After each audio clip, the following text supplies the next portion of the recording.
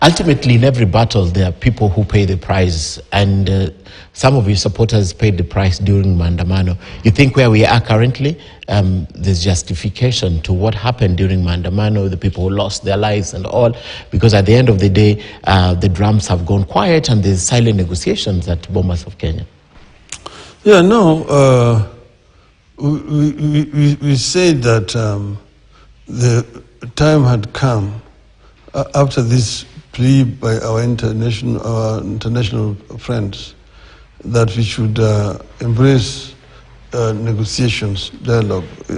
We didn't want to appear as if we are machoists or people who just want demonstration for the sake of it. Mm-hmm. We said that demonstrations were a means to an end. And if we can solve these issues which were contentious through negotiations, let's give negotiations a chance. Okay. That's why we agreed to halt demonstrations. It was not because of the police brutality at all, but which is because we felt that we could achieve the same result by talking. Okay. And they themselves, that's also what brought them to the table. So we hope that something positive will come out of these talks. If there does not, of course, we will review, and we want our people to know that their sufferings are not in vain. Okay. They're the ones who brought these talks. Mm-hmm. And we hope that we can resolve some of the issues. We have put, as you know, our position on the cost of living. Yeah. We've made very concrete proposals of measures to be undertaken by the government. We have talked about the issue of electoral justice very openly there. We've discussed the issue of strengthening multi-party democracy. Okay. We've talked about the issue of inclusivity. You see, inclusivity has been a major issue because of this shareholding thing, that people who come from regions where Azimio is strong have been excluded from public service. Some of them are being sacked, many of them have been sacked from senior positions in the civil service. When the recruitment is being done, it's very skewed in favor of some communities. And then in parastatals, the appointments in the senior positions, people have been sacked.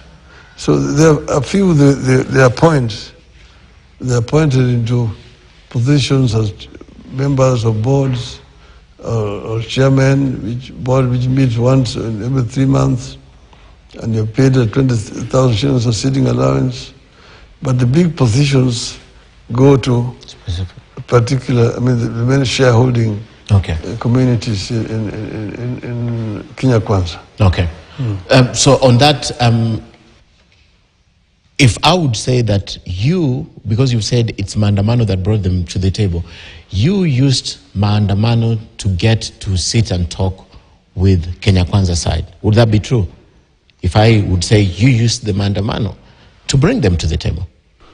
No, what we're saying, we had issues which we were addressing during the Maandamano, and the people agreed with us. Mm-hmm. And we were demanding this and that should be done. We were demanding the issue of cost of living. We were demanding the issue of electoral justice. Mm-hmm.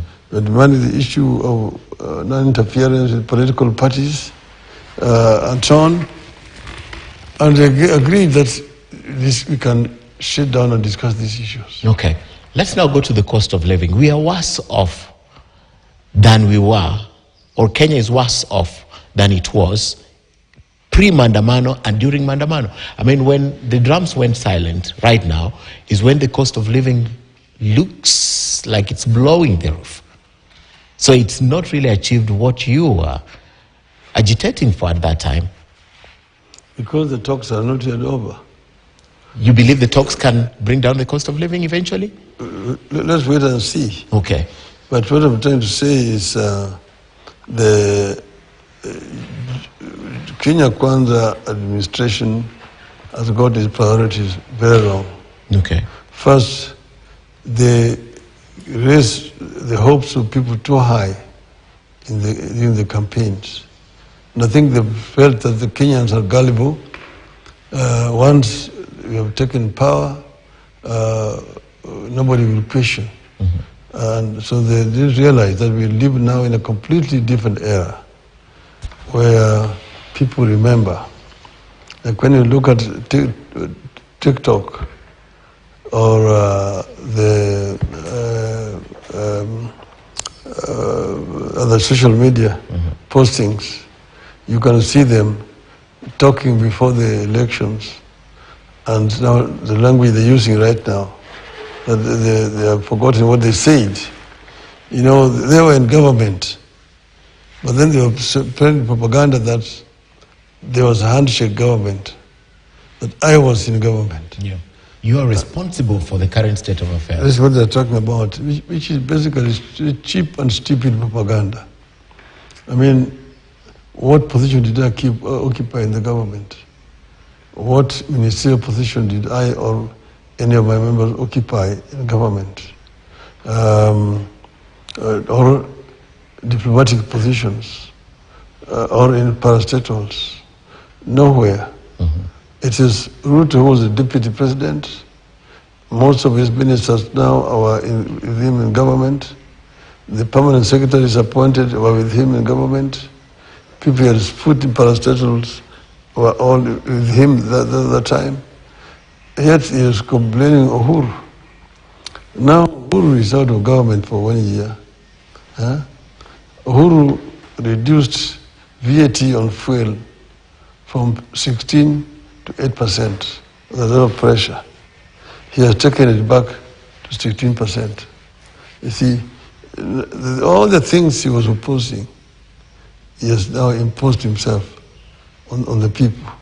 He was at that time attacking Uhuru for doing ABCD or for not doing ABCD. He was saying that the cost of fuel was cheaper in Uganda than in Kenya, yet fuel was coming from Kenya. The case is still true today, and ask him why. So the lies that you're peddling is coming home to haunt them. Now, we have given them as Azimio what we think is a blueprint of how to change things. And bring down the cost of living. And bring down the cost of living. Okay. If they buy it, fine. If they don't buy it, we will review with our people. Yes. Kenyans, they say that with Kenyans, they are able to adjust. Right now, they have adjusted to the highest fuel price.